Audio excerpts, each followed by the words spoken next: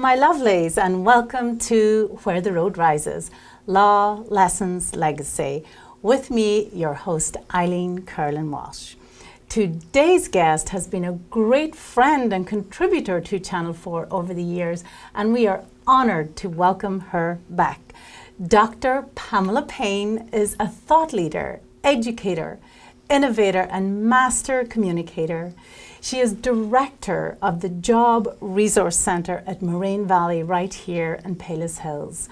She provides vision for this highly successful, award-winning program that, under her leadership, connects students and alumni with jobs and internships, opportunities with over 5,000 employers here, both regionally, nationally.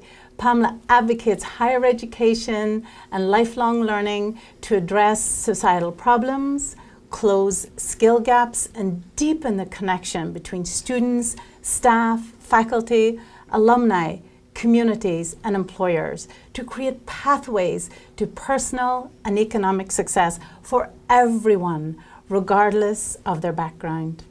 I have known Dr. Pamela Paine for many years now through my work with the Job Resource Centre, and she is always enthusiastic, witty, warm, always smiling, and generous with her time and advice. I am delighted she will share her stories and lessons with us today. Welcome, Pamela. Thank you. Thank you. Pamela, we couldn't possibly go through all the work that you do as director of the Job Resource Centre.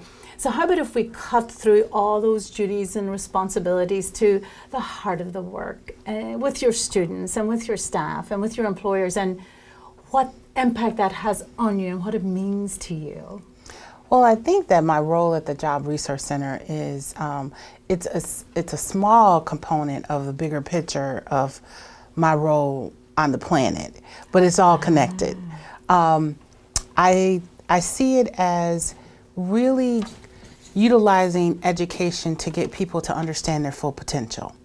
And once they're there, then we help them to package, brand themselves, and move themselves into the world of work so that they can contribute to economic development, to their own career and professional development, but for the greater good of the entire world. And in addition to mentoring students, Pamela, you're a wonderful role model for professionals, for professional women. So you have reached the pinnacle of academic success, a doctorate. You have a high-powered position in the academic world.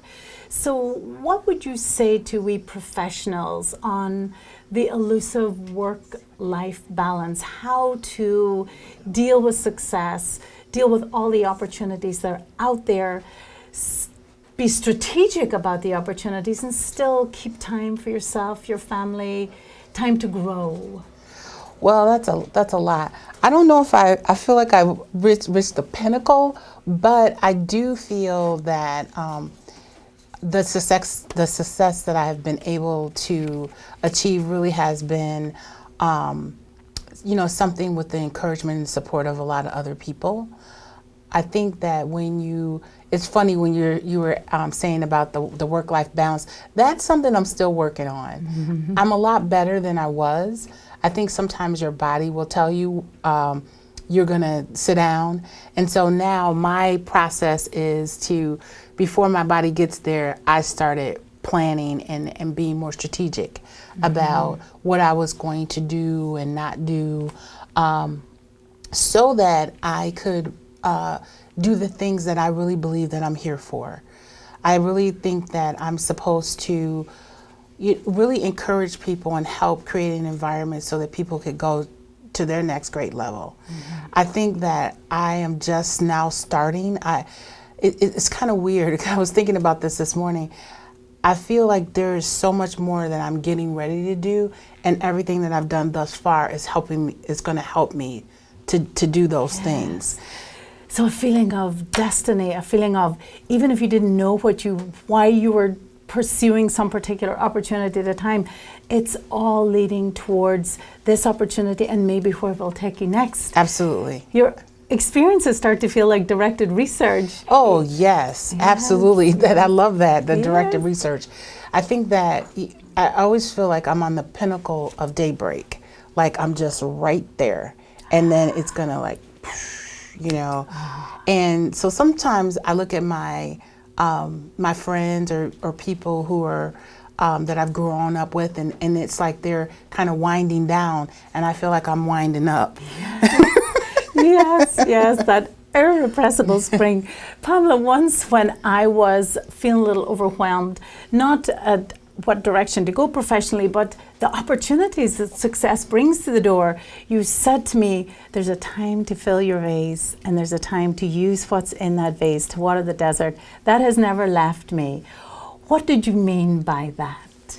Well, I think that different times in our lives, there's a time and season for everything. There is a time for us to learn and to gather and to really grow and learn from others, and you're building yourself as a professional and your success and discovering who you are and that kind of thing. And then there comes a time that once you, not to say that you're not growing, because I believe in lifelong learning and that you always grow and you should always want to learn. There is a time for you to utilize what you've learned, you know, and so, and you utilize that by being in environments that call for that. It pulls out that potential that you've spent all this time, you know, working on. And I think that what I was sharing with you at this stage in your life, you are a tremendous giver. I mean, you have in the 11 years since I've been at Moraine, you have just you know, just selflessly given, you know, your time, your expertise, and anything else you had to give, and then, you know, just with your family and your business, you know, I'm like, I mean, we're all like looking at you like, how's she do that? And she's so well kept. And so I think that, you know, what I was sharing with you is that you have, your issue now is not just to be collecting more stuff. That because of the phenomenal person you are and what strategically you have to do, that it's time to really hone in on the things that, some certain things that become priorities. And that when you're looking at those things, you're deciding, is this in line with where I want to go next? And I think that intrinsically, if we quiet ourselves, we will always know where we're supposed to go next. And not everything and everybody can take you there. And so it's really important to understand where it's time to just let some things go and really hone in on the things that are important. Because that's gonna, you know, you're the only you we get.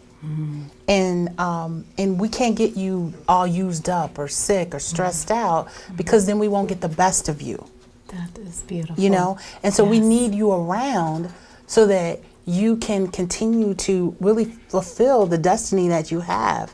And I think too many people, because they use themselves up or they feel like they have to expend all of these resources, really don't get to really reach their full potential or their full destiny.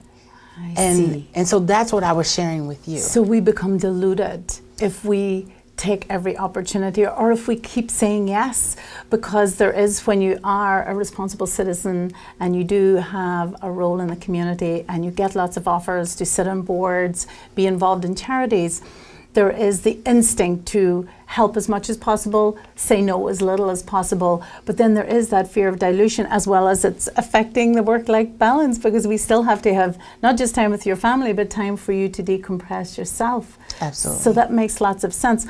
Another thing you said in that conversation was there's a time to reach your hand down to pull other people up, and there's a time for you to reach up for someone to take your hand. That too I thought was really profound, and it feeds into this idea, Pamela, of know when to accept help, know when to give help, recognize the difference. Absolutely. And I think that a lot of people, you know, that I know are givers. You know, they're always pulling somebody up, or, you know, we spend a lot of time this way, but I don't think we spend enough time this way. And so that was, somebody told me that it's like you should always be doing this, like reaching, pulling somebody up and having someone pull you up or something pull you up. And so I think that that is very important. And I think that at any age, you know, that should be something that's incorporated in everybody's life. Yeah.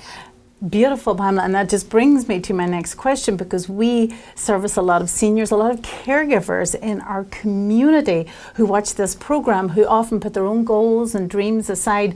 They are simply only helping others at that point. I've heard parents tell their young children wonderful, inspirational speeches. They can be everything they want to be, any dream. You know, they've put their own dreams aside. What would you say to our viewers that, regardless of their responsibilities, where they're at in their life, whom they're caring for, that there's still time to cultivate their own garden? Absolutely. And I think oftentimes when people are, the caregivers, typically, you know, it might be the children or the nieces or the nephews of people that they love, sometimes you feel like you're being selfish if you go after something.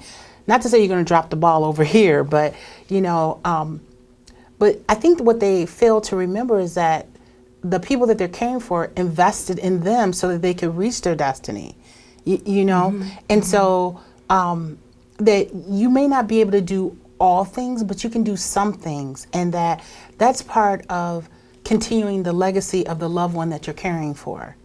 And so my mom passed away about 15 years ago. And, you know, from that point, it really drove me to change my life, to be different. Because my mom invested in me, and she had, you know, dreams for me, and really her dream wasn't specifically be this or do that, but she just wanted me to do better than what she had done, and she wanted me to continue the legacy of being the best that I could be and give to the community and be an active citizen and a giver and, you know, be healthy and happy, you know. And so if people could see it from that standpoint, that achieving their dreams really is, you know, helping the person that they're caring for, you know, extenuate their own legacy, that I think that they will feel a little different about that.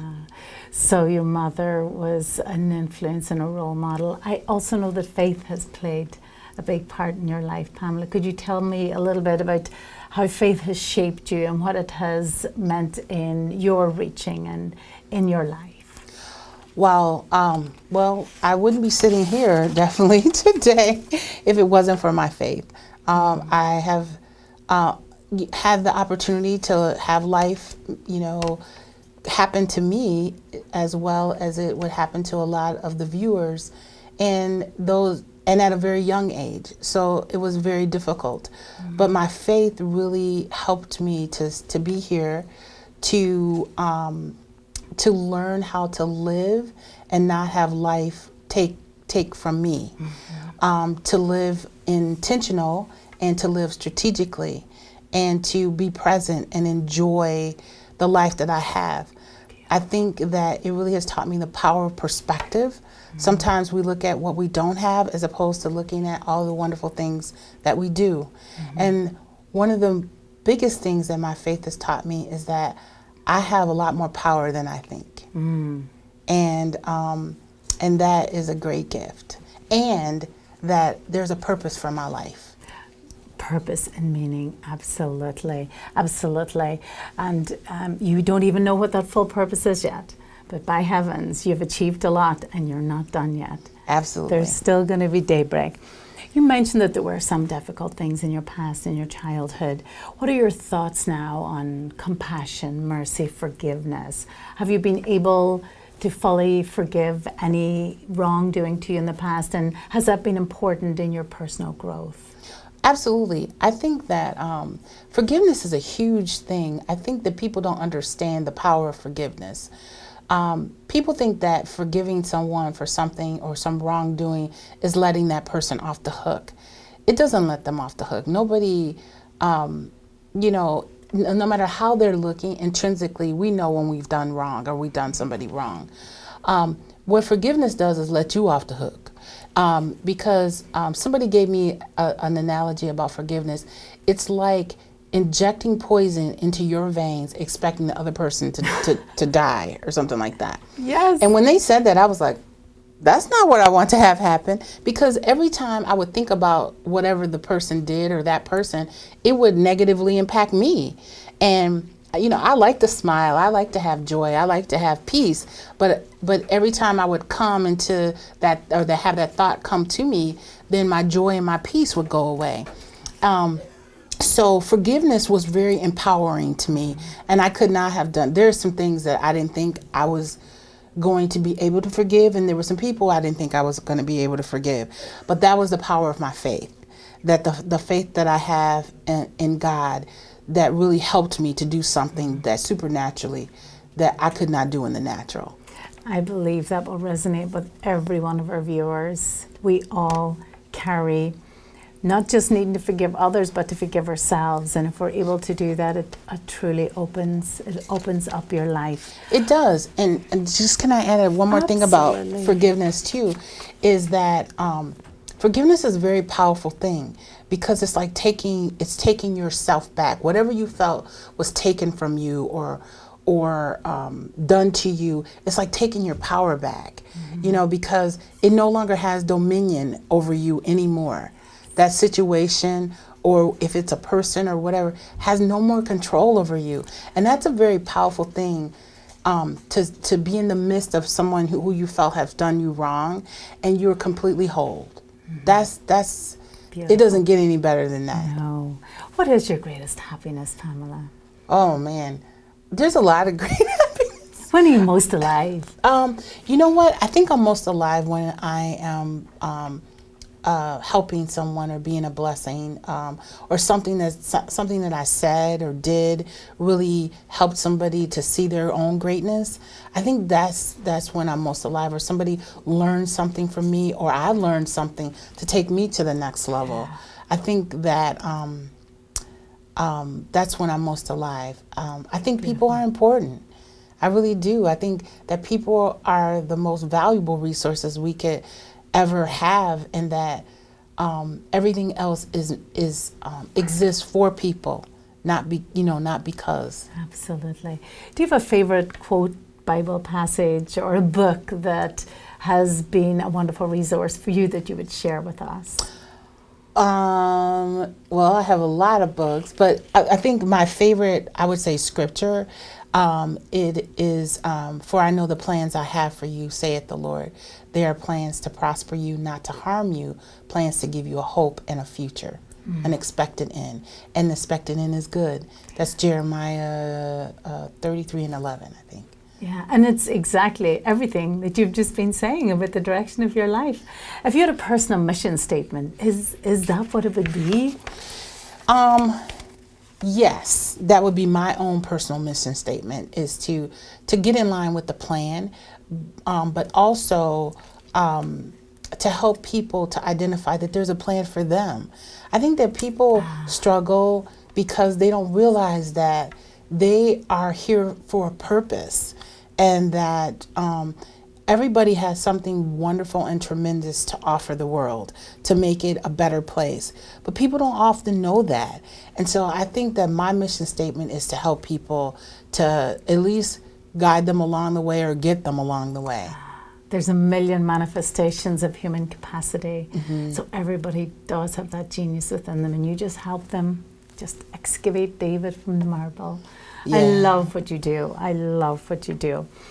Now, here you are, midlife, we might say, already having been very, very successful.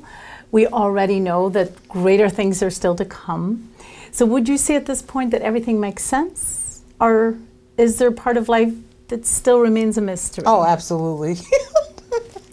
I would say that some things make sense, but there is a huge part that remains, I wouldn't say a complete mystery, but there are some things that me and the Lord are going to have some good questions to talk about, but I do, I think what makes sense to me is I have learned, or I'm learning, to be comfortable in my own skin.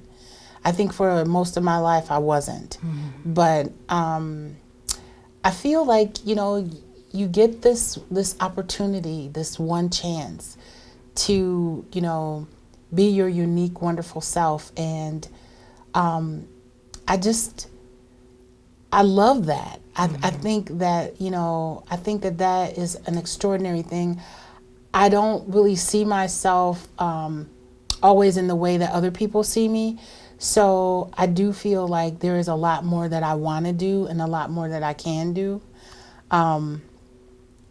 And, you know, I think that it's important to celebrate what you have done, and at the same time, you know, work on, you know, being better. Yes, I love it. We talked about what you remember about your mother, the qualities, what she inspired in you. How would you want to be remembered by your loved ones? Well, I think that I would really want people to. I think that leaving a legacy is very important, and I often talk about that with people, especially the students that I teach. I would want them to think of me as somebody who empowered them, who encouraged them, who believed in them, who supported them. I think that we all need people who think that we're the best thing since sliced bread, you know, or the bee's knees. I don't get that term always, but that's what they say. It means good, you know, that they think you're the bee's knees. But I think that we all need somebody in our lives, you know, that think, wow, you know, you're doing great. And they're supporting you regardless of our flaws, because we're all going to mess up. You know what I mean? So I would hope that that's how people would see me. I hope that that's the legacy that I leave, that people think that they became better, or I made an environment better by virtue of my presence. And better doesn't, your path. You know, better to me doesn't always mean that I'm always saying something nice, because sometimes, you know, it's for the greater good is to, you know, give people the hard truth. And I think let me put it like this, the authentic truth for their greater good. And so I think that that's important. Pamela, your mother would be very, very proud. She is very proud. Those have been just wonderful, wise words of wisdom, and I thank you for them. If any of our viewers want to know more about the Job Resource Centre, if any of you are looking to climb the ladder, you want an opportunity in the community to be connected with an employer, or if you're an employer and you could use the wonderful resources at Moraine, you can reach the Job Resource Centre. We'll put the number up on the screen for you. Pamela, I know right before we finish, you wanted to talk a little bit about the upcoming job fair? Yes, thank you. We have a fall job fair. It is actually going to be this Thursday, coming up Thursday, next Thursday, October 18th from 2 to 5. You must be professionally dressed and have resumes. We typically have between 70 to 80 employers there. It is open to the community.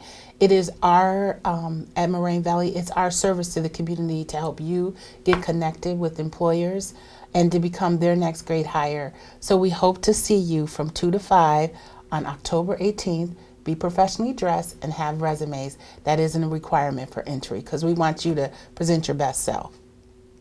Thank you so much, Pamela. Thank you. Thank you, viewers, for watching, and we will see you next time on Where the Road Rises.